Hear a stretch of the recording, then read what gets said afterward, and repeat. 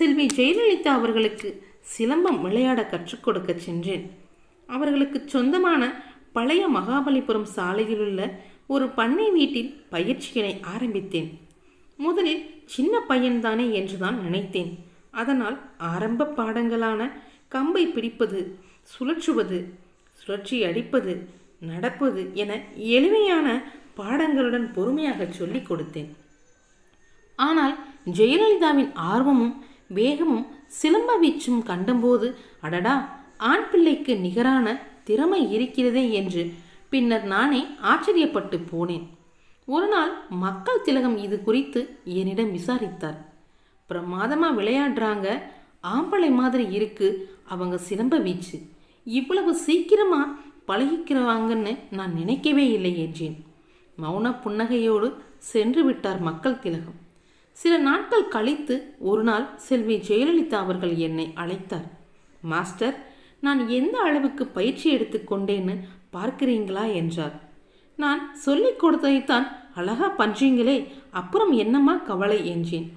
பரவாயில்லை, பாருங்களேன் என்றவர் கம்பை கையில் எடுத்ததுதான் தெரியும், பம்பரம் போல சுழல ஆரம்பித்து விட்டார். எனக்கு மிகவும் அதிர்ச்சி. அதெப்படி நான் சொல்லிக் கொடுக்காதது எல்லாம் இவர் செய்ய முடிகிறது என்று குழம்பினேன். என்னிடம் கம்பை தொட்டு கொடுத்து சுழற்ற மட்டும்தான் கற்றார்.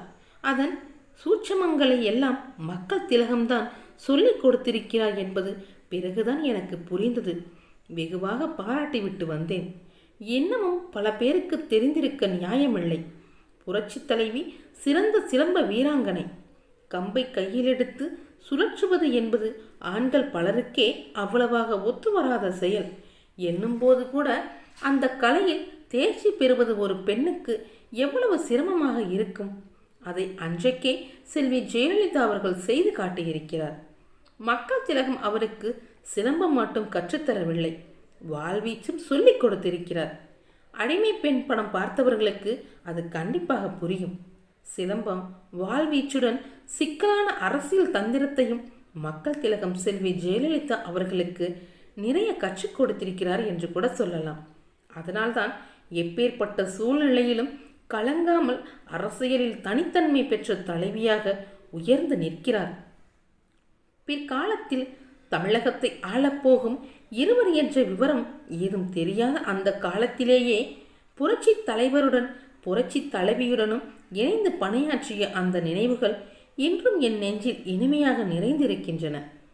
தனிப்பிறவி படத்துக்காக திருநீர்மலை அடிவாரத்தில் படப்பிடிப்பு நடந்து கொண்டிருந்த சமயம், கதைப்படி மக்கள் திலகமும் ஜெயலலிதாவும் பேசிக்கொண்டிருக்கையில் வில்லன் ஆட்கள் அவர்களை விரட்டி கொண்டு வர வேண்டும். ஜீப்பை ஓட்டுவதற்கு முதலில் வேறு ஒருவரைத்தான் ஏற்பாடு செய்திருந்தோம்.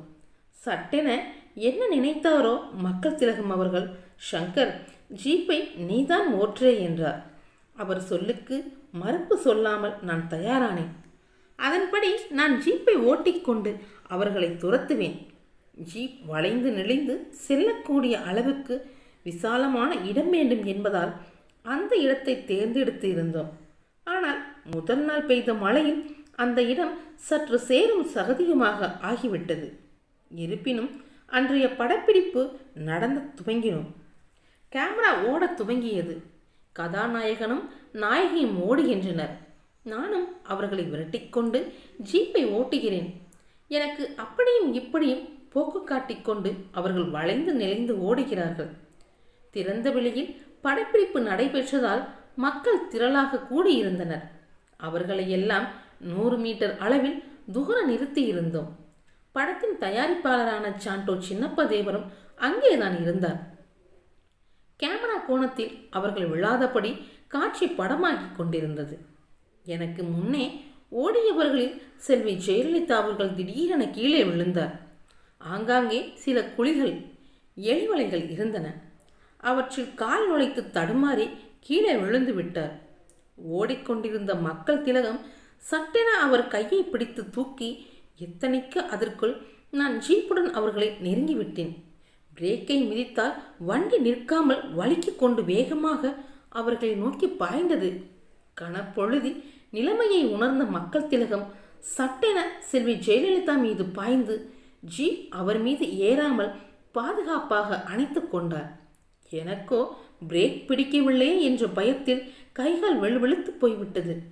விறுவிறென ஸ்டேரிங்கை சுழற்றி வண்டியை திருப்பினேன். நூலிலையில் அவர்களுக்கு முன்னே சென்று திரும்பி கீறிச்சு நின்றது ஜீப். தூரத்தில் இதை பார்த்து கொண்டிருந்த சின்னப்பதேவர் ஐயோ முருகா என்று அலறியபடியே ஓடி வந்தார். மக்களிடமும் சலசலப்பு. ஜீப்பை விட்டு எம்ஜிஆரை ஏற்றிவிட்டான் என்று ஒரே சத்தம். கை கால் நடுங்க ஸ்டேரிங்கில் தலை கொடுத்து கவிழ்ந்தவன்தான் எனக்கு தலை சுற்றியது. சிறிது நேரம் கழிந்தது. மக்கள் திலகம்தான் என்னை தட்டி எழுப்பி சுயமார்வுக்கு கொண்டு வந்தார். அவர்கள் இருவரும் எவ்வித ஆபத்தும் இல்லாமல் நிற்பதை கண்டபின்தான் எனக்கு தெம்பாகியது. என்னப்பா சங்கர், ரொம்பவும் பயந்துட்டையா? இந்த மாதிரி ஏதாவது சிக்கல் வரும்னு தெரிஞ்சுதான் உன்னை வண்டியை ஓட்டச் சொன்னேன். நீயும் உன் வேலையை சரியா செஞ்சிருக்கே. உன் மேல நான் வச்சிருக்கிற நம்பிக்கை வீண் போகல சங்கர் என்று பாராட்டினார். எப்படியோ ஒரு பெரும் விபத்து அன்றைக்கு மயிரிழையில் தவிர்க்கப்பட்டு நிம்மதி பெருமூச்சு விட்டோம். அதன்பின் அந்த காட்சியின் தொடர்ச்சியை படமாக்கி முடித்தோம். அன்றைக்கு மட்டும் அந்த காட்சி பிசகி போயிருந்தால் தமிழகத்தின் அரசியல் தலையெழுத்தே மாற்றப்பட்டிருக்கும். நல்ல வேளையாக ஆண்டவன் எங்கள் பக்கம் இருந்து அசம்பாவிதம் ஏதுமில்லாமல் பார்த்து கொண்டார். இன்றைக்கும் அந்த காட்சியை நினைத்து பார்த்தால் ஆண்டவனுக்கு நன்றி சொல்வதுண்டு. இறைவனின் திருவருள் புரட்சி தலைவருக்கும் புரட்சி தலைவிக்கும் பரிபூரணமாக இருக்கிறது என்பதற்கு இவை போன்ற காட்சிகள் தான் சாட்சியாக இருக்கின்றன. தனிப்பிறவி படத்தில் மற்றொரு ஜீப் காட்சியும் உண்டு. கதைப்படி கொள்ளை கூட்டத்தின் தலைவன் நான் என்று அடையாளம் காட்டிக்கொண்ட சின்னப்பதேவரும் துணை தலைவனும் ஒருவரையொருவர் சண்டையிட்டு கொண்டு மாண்டு போகின்றனர். இதை மறைந்திருந்து ரகசியமாக கவனிக்கும் மக்கள் திலகம் கொள்ளையர்கள் வந்த ஜீப்பை எடுத்துக்கொண்டு அந்த கிடங்கை உடைத்து உள்ளே புகும்படி ஒரு காட்சி. கதவை உடைக்கும் காட்சியில் டூப் போட்டு விடலாம் என்ற என் கருத்தை மக்கள் திலகமும் ஏற்றுக்கொண்டார். அதன்படி நானே மக்கள் திலகம் ஒப்பனையுடன் ஜீப்பை ஓட்டிக்கொண்டு கதவை மோதி உடைத்தேன்.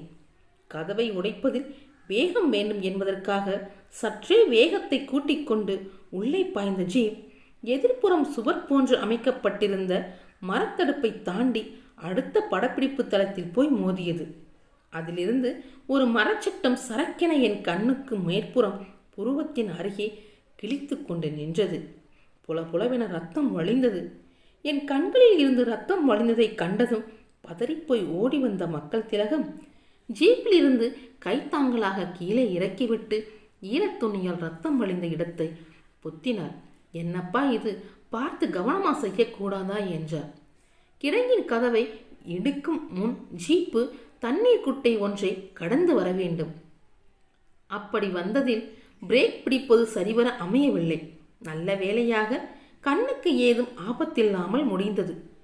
தன்னுடன் நடிக்கும் சக நடிகர்களுக்கு படப்பிடிப்பில் ஏதும் ஆபத்து வராமல் மிகுந்த பாதுகாப்பு ஏற்பாடுகள் செய்த பின்புதான் எந்த காட்சிக்கும் அவர் அனுமதி அளிப்பார்.